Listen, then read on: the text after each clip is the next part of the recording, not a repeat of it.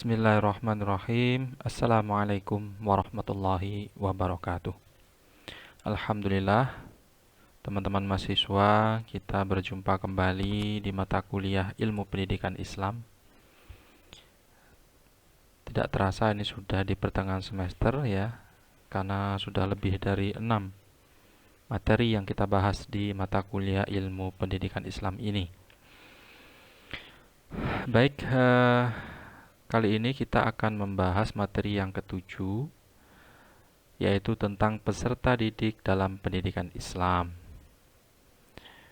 Di materi sebelumnya kita sedikit membahas tentang materi ini, karena materi sebelumnya itu mencakup secara umum personalia dalam pendidikan Islam, ya, termasuk di dalamnya ada peserta didik. Ya, personalianya itu ada pendidik, peserta didik, ya guru, karyawan, itu tenaga kependidikan, pendidiknya sendiri. Nah, itu secara umum. Kenapa kok dibutuhkan? Nah, sekarang kita kupas satu persatu ya. Kali ini peserta didiknya. Definisi dulu. Secara etimologi, peserta didik adalah anak didik yang mendapat pengajaran ilmu. Secara etimologi ya. Yang namanya peserta didik itu ya anak yang mendapat pengajaran ilmu. Mau yang dewasa, remaja, anak kecil, selama dia mendapat pengajaran ilmu, maka dia masuk dalam kategori definisi peserta didik. Sedangkan secara terminologi, peserta didik adalah seorang individu yang tengah mengalami fase perkembangan atau pertumbuhan baik dari segi fisik dan mental maupun pikiran. Jadi peserta didik itu seorang individu yang mengalami fase perkembangan dan pertumbuhan. Lalu apakah harus sesuai dengan kondisi fisik umurnya? Tidak juga, gitu ya. Tidak juga.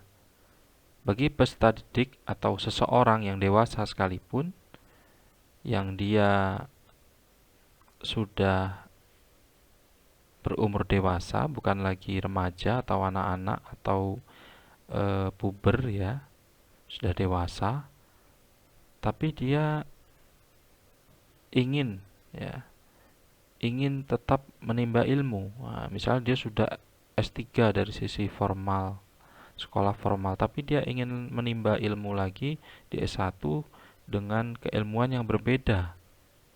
Nah, itu berarti dia juga sedang mengalami fase perkembangan dari sisi pikiran. Itu sah-sah saja kan, karena dia sudah berniat ingin menimba ilmu lagi, berarti dia ada rasa penasaran atau ada ingin mengembangkan pikirannya dari sisi keilmuan yang berbeda. Itu.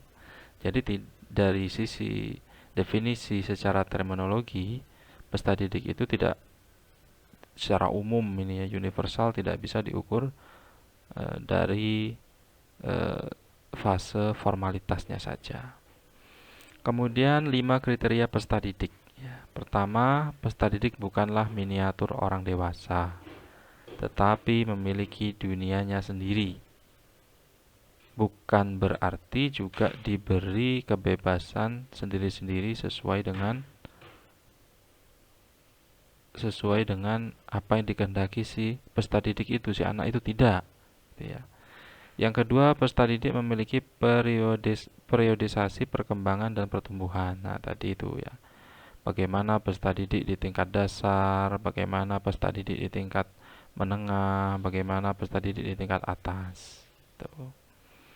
Kemudian peserta didik adalah makhluk Allah yang memiliki perbedaan individu, baik disebabkan oleh faktor bawaan maupun lingkungan di mana ia berada. Nah, ini yang harus dipahami betul.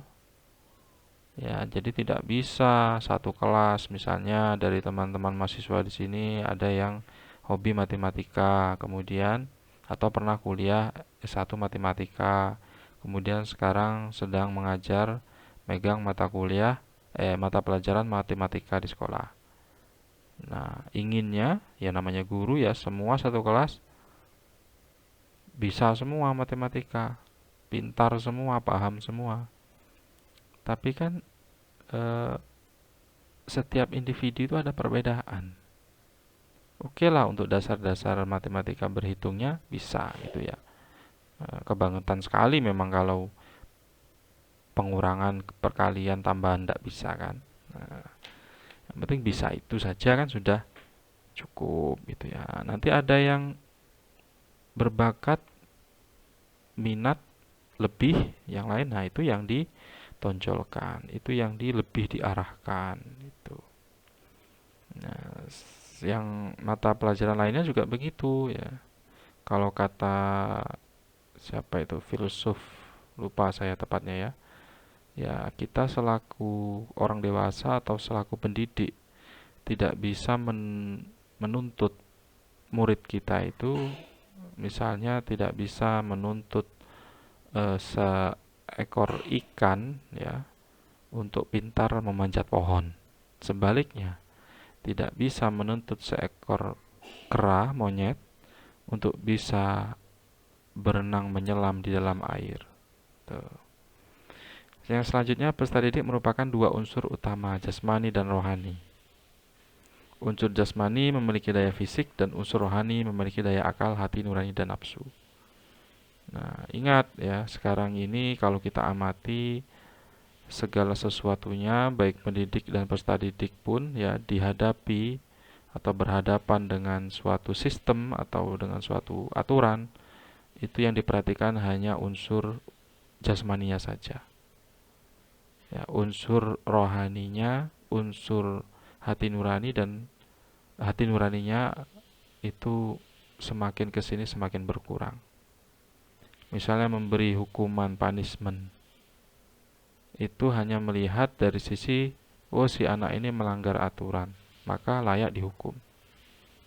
Ya, tidak melihat dari sisi nuraninya, hati nuraninya, atau dari sisi yang tidak tampaknya. Apa sebab dia sering terlambat? Ya, apa sebab dia sering terlambat? Si murid ini terlambat. Mungkin bisa jadi dia mengurus ibunya dulu yang sedang sakit sebelum ke sekolah. Mungkin bisa jadi dia mengantar ibunya dulu yang sebagai tulang punggung keluarga bekerja di suatu tempat menjadi buruh. Entah buruh tani, entah buruh pabrik, di pasar dan sebagainya. Yang itu menyebabkan dia terlambat.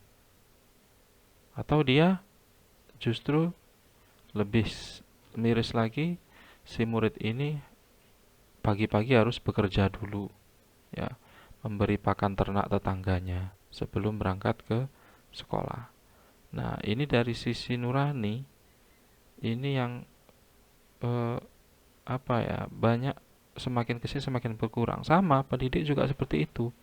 Pendidik sekarang disibukkan dengan aturan-aturan yang secara sistem harus dipenuhi.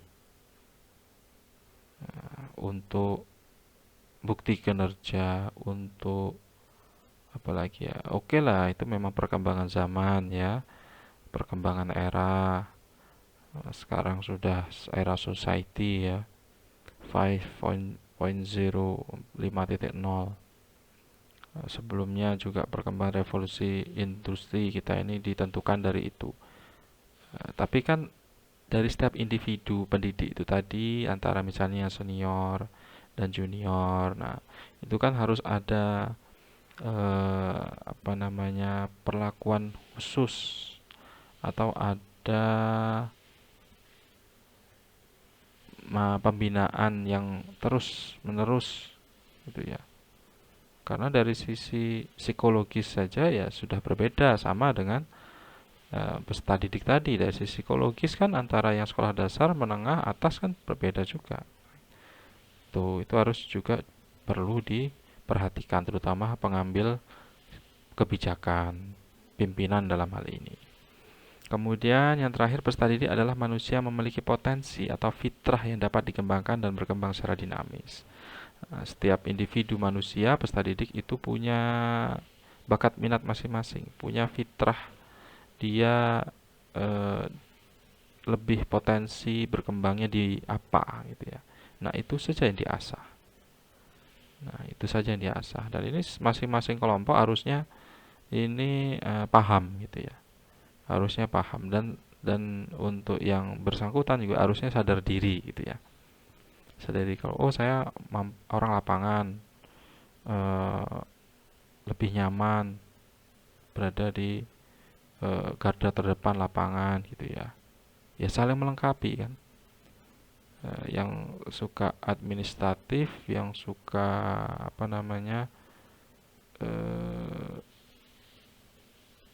ya ya penyusunan program. Nah, itu berarti dia di bagian pencatatan atau bagian administrasi gitu ya. Nah, itu kan sesuai bakat minat itu tadi kan. Nah, sesuai potensi masing-masing tadi itu ya. Makanya dalam perekrutan pun juga ada formasi masing-masing kan gitu kan. Formasi masing-masing gitu dan sesuai ahlinya lah gitu ya. Kalau menurut Islam itu serahkan segala sesuatunya itu menurut ahlinya. Jika tidak atau jika menyerahkan suatu urusan tidak sesuai dengan ahlinya, keahliannya, fantadhiris. Tunggulah waktunya kehancuran. Gitu. Kebutuhan peserta didik ya, kebutuhan fisik. Peserta didik pada usia 0 sampai 7 tahun itu anak-anak itu ya.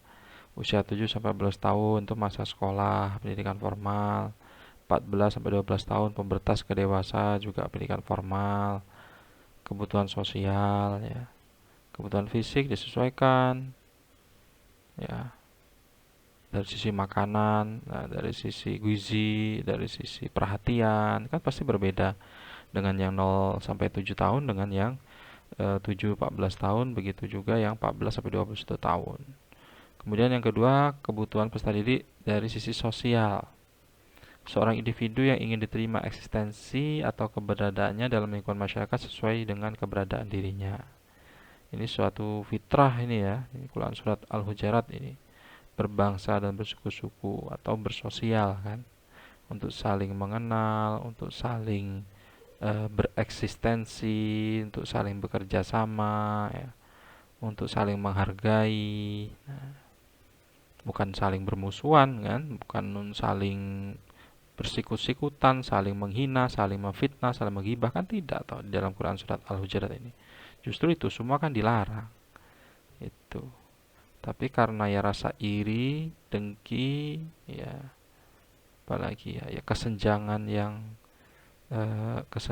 yang terlalu ya akhirnya itu membuat eh, yang negatif-negatif itu muncul dalam suatu kelompok, baik itu secara luas bangsa, atau yang kecil suku gitu ya, atau kelompok dalam sebuah lembaga lah misalnya.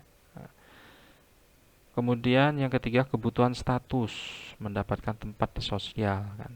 Nah, ini penting ya. Makanya di dalam masyarakat kan ya pasti ada kan lurah ya, sebagai kepala desa, ada carik, sekretaris desa, ada kami tuo kalau di desa itu ya, apa istilahnya itu ya, kepala dusun ya. Kemudian ada RT, ada warga masyarakat biasa.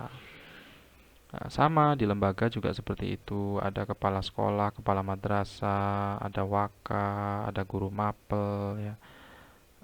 Ada status-status. Oh ini guru, oh ini advokat, oh ini apa namanya, ustadz, oh ini tokoh masyarakat yang dianggap mengerti segalanya gitu ya, yang dianggap bisa mengarahkan masyarakat, mengarahkan warga gitu ya. Nah, ada status-status seperti itu ada, dan itu ya dibutuhkan gitu ya.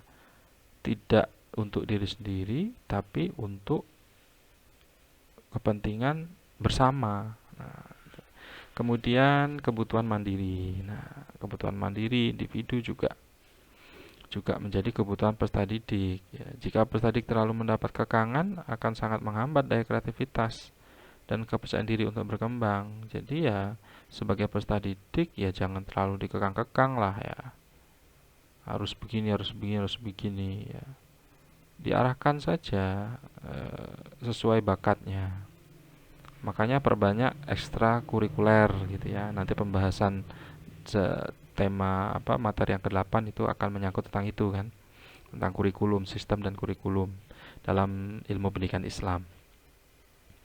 Makanya lembaga pendidikan atau sekolah atau madrasah yang banyak ekstranya itu kan pasti banyak prestasinya ya.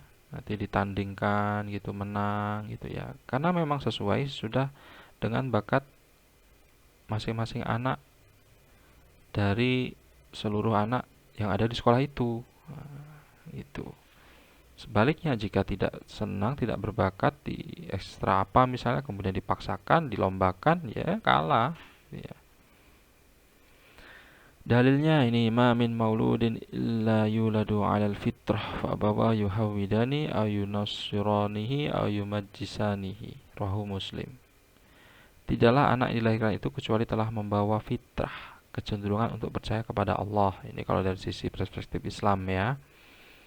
Kalau secara umum membawa fitrah itu sudah membawa apa ya tadi ya, sudah membawa jatah rezeki, sudah membawa eh, apa namanya kemampuan maksimal, kemampuan kemampuan yang bakat yang terpendam lah istilahnya itu ya.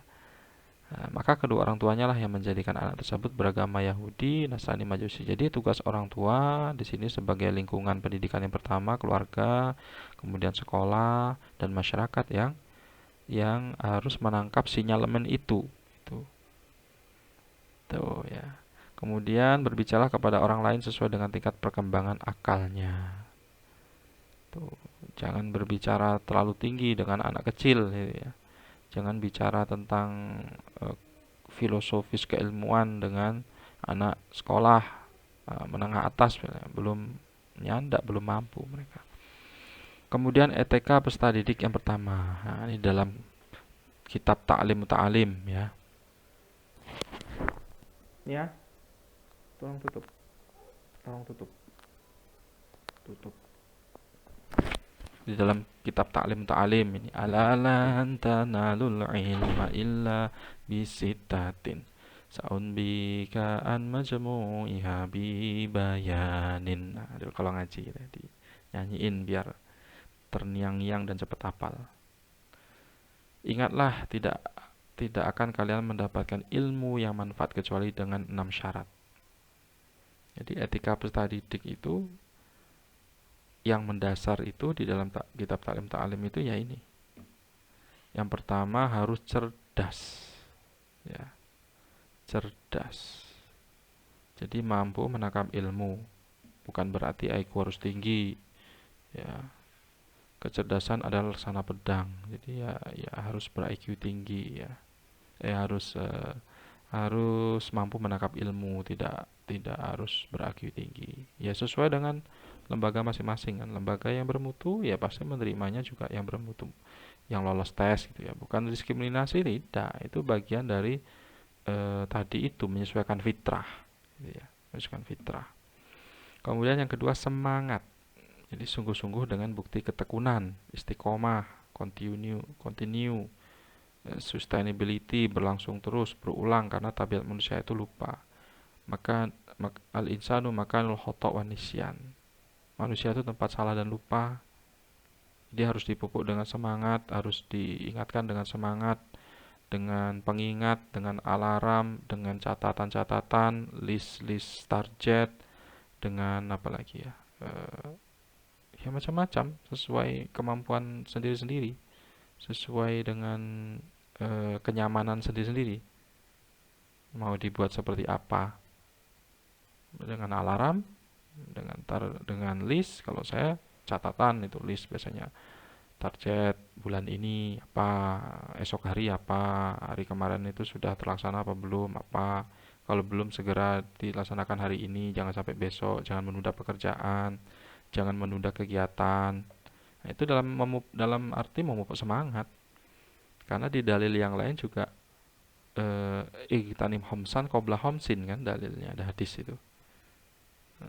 Waktu luangmu sebelum masa manfaatkanlah waktu luangmu sebelum datang masa waktu sibukmu itu. Nah, terus di dalil yang lain juga jika hari ini tidak lebih baik daripada hari kemarin, maka itu sebuah kerugian.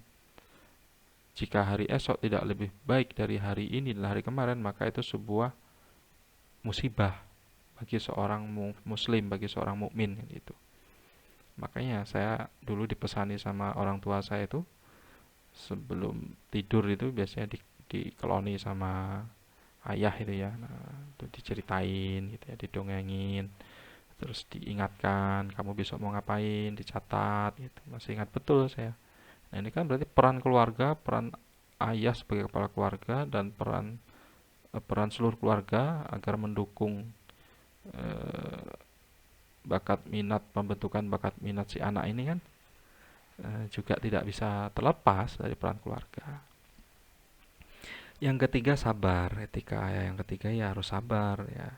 Semangat boleh menggebu-gebu, tapi juga ingat harus sabar. Kalau belum mencapai target karena apa gitu ya dievaluasi, direvisi, direncanakan kembali kan gitu. Nah, apalagi orang menuntut ilmu itu ya banyak sekali cobaan karena orang menuntut ilmu itu ya sedang beribadah kan. Man kharaja fi talabil ilmi fahuwa fi sabilillah hatta yarji. Orang yang keluar berjalan untuk menuntut ilmu, maka ia berada di jalan Allah. Sedang jihad berarti ya. Namanya jihad sedang berjalan Allah itu ya ujiannya banyak.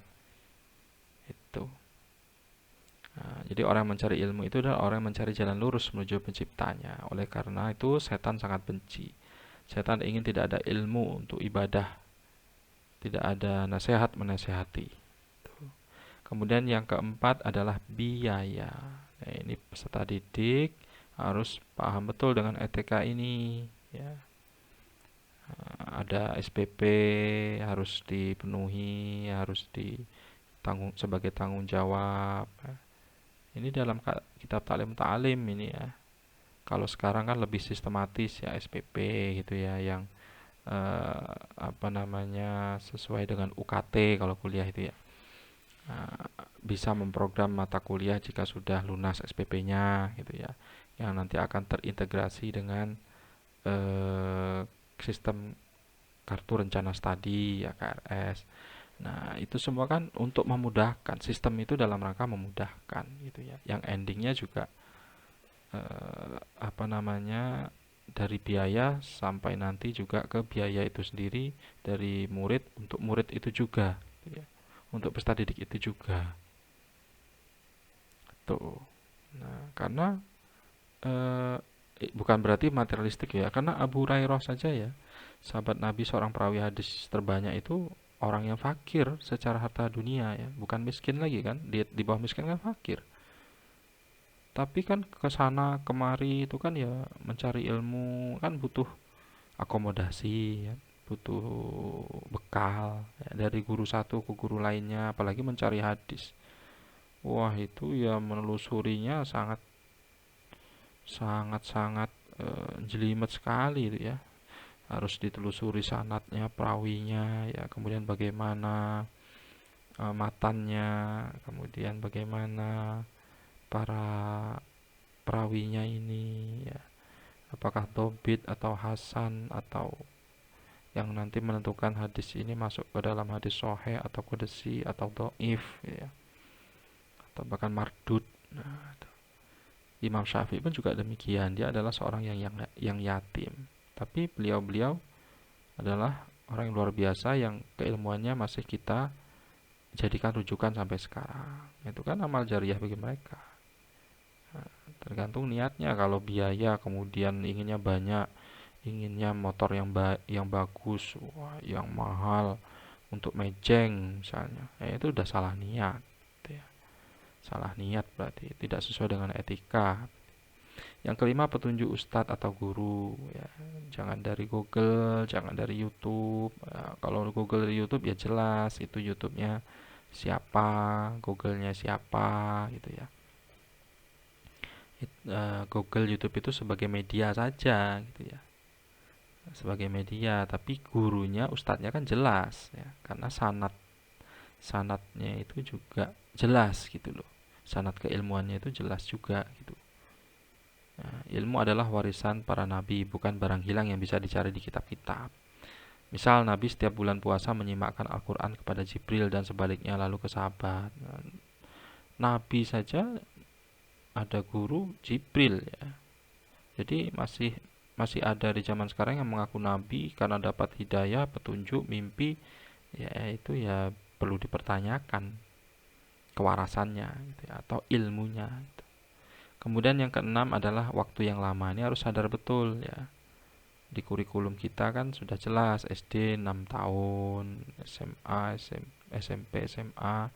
Sekarang digabung 6 tahun langsung semuanya kelas 7, 8, 9, 10, 11, 12. Bingung kadang saya. Karena zaman saya dulu ya kelas 1 SMP, 2, 3, kelas 1 SMA, 2, 3. Sekarang kelas 11, kelas 12 harus ngitung dulu 6, 7, 8, 9, 10, 11. Oh, kelas 2 SMA berarti. Ya itulah apa namanya, perubahan zaman ya. Jadi etika peserta didik menurut Taklim, kitab Taklim Muta'alim ya, yang masih menjadi rujukan zaman sekarang, ini karangannya Imam Al-Zarnuji. Yang pertama harus cerdas.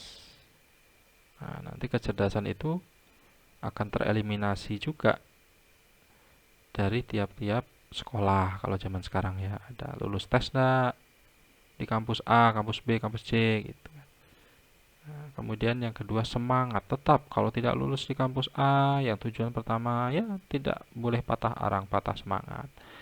Tetap semangat belajar itu harus ada, tidak harus eh, ke ke kampus atau ke sekolah A gitu ya. Yang penting semangat belajar tetap ada, niat di awal untuk belajar itu harus tetap ada dan harus tetap terlaksana gitu kan.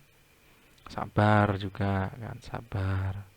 Kalau memang mau tetap ke sana, ke sekolah tersebut, misalnya ke lembaga pendidikan tersebut, ya belajar lagi supaya tidak eman waktunya kan ya, sekolah dulu tempat lain, belajar lagi, coba lagi. Nah, nanti sudah tahu kesalahannya di mana, tes lagi gitu.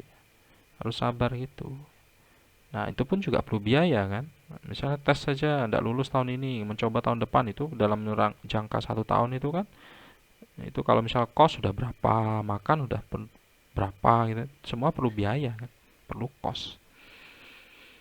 Ada petunjuk ustadz, guru. Nah, kan ada apa, bimbel ya, ada kursus misalnya. Ada apa lagi ya? Ada buku-bukunya juga ya. Buku kiat-kiat lulus masuk sekolah favorit bisa gitu ya, supaya cerdas gitu ya. Kemudian waktu yang lama, jadi ya ada 6 tahun, 4 tahun S1, 2 tahun S2, 3 tahun S3, itu semua sudah disesuaikan dengan kemampuan dan fitrah ya. Ada yang bisa lebih dari itu ya juga difasilitasi, ada kelas akselerasi kan gitu ya. Tuh, nih, akhlak baik salah satu tanda sanad ilmu tersambung kepada lisannya Rasulullah. Umat sekarang, ulama sesudahnya, imam hadis, imam mazhab, salafus soleh, nabi. Adakah pakar yang bisa menjelaskan berislam secara bypass langsung ke nabi? Apalagi umat sekarang kan tidak. Kan tidak. Kembali kepada Al-Quran dan hadis benar. Ya. Tapi hadis itu muncul ada jika tanpa para imam hadis yang dirasakan, yang dinikmati oleh umat sekarang, bagaimana? Tidak bisa loh. Wong sahabat Rasulullah, Nabi yang sudah hafal Quran, hafal hadis semua sudah tidak ada semua, sudah wafat semua kan itu. Nah, jadi ya tidak mengindahkan para ulama, tidak mengindahkan para imam hadis, imam mazhab. Nah, para ulama juga sekarang banyak yang ngaku-ngaku ulama, harus dilihat dulu ini ulama yang mana, sanad keilmuannya di mana dia berpendidikan, mengenyam pendidikan, bersama siapa dia, jangan syukur ngikuti aja. Sekarang banyak ulama sendiri yang punya kepentingan untuk memuaskan hawa nafsunya sendiri, kepentingan politik, kepentingan jabatan, kepentingan kelompoknya saja. bahkan sampai mengkafirkan kelompok yang lain kan, nauzubillah. Itu. Kemudian pentingnya pengenalan peserta didik, ya faktor umum ya hakikat anak. Anak itu ya macam-macam, apalagi anak kecil itu kan ya egois, maunya sendiri ya karena sedang pencarian jati diri ya. Maka kita yang harus mengalah sebagai pendidik, sebagai orang tua, sebagai yang lebih dewasa gitu ya. Karena kalau sering dimarahin, sering dibentak, dipaksa untuk sesuai dengan orang dewasa lah, mereka punya fasenya itu ya, harus dipahami.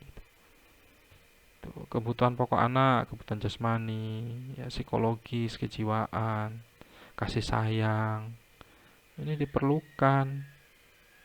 Nah, banyak sekarang orang yang stres karena kurang kasih sayang orang tua. Banyak sekarang orang yang apa namanya frustasi ya karena kurang eh, dari sisi psikologisnya kurang. Hanya dicukupi materi, cukupi jasmaninya, tapi perasaannya, nuraninya, psikologisnya tidak dicukupi. Apakah cukup dengan jasmani saja, dengan materi saja? Kan tidak. Dengan kasih sayang, ya, dengan perhatian, ya, bercanda, kebersamaan itu penting, mengakui, mendukung, ya mensupport, menyemangati. Itu penting loh ya, jangan dianggap remeh itu. Nah, kemudian langkah-langkah perkembangan kan psikologi juga itu. Jangan nunggu apa kena dulu psikologinya baru ditangani, ya terlambat sudah ya. Saya itu punya teman, adik saya sendiri juga saya arahkan kuliah ke psikologi. Nah, kemudian praktek di rumah sakit saya tanya itu.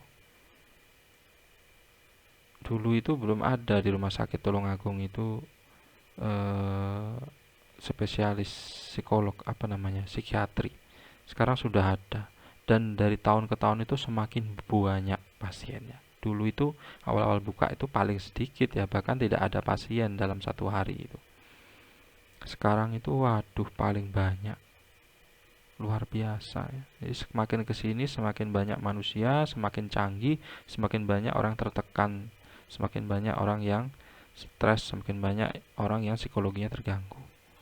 Ini ada apa ini kan? Apakah kebutuhan psikologi sebagai pendidik sudah memberikan itu? Nah, ini penting pengenalan peserta didik ya. Oke, silakan rekan-rekan mahasiswa yang belum dipahami dari materi yang ketujuh peserta didik dalam pendidikan Islam bisa ditanyakan dan kita diskusikan di Google Classroom. Saya akhiri, wassalamualaikum warahmatullahi wabarakatuh.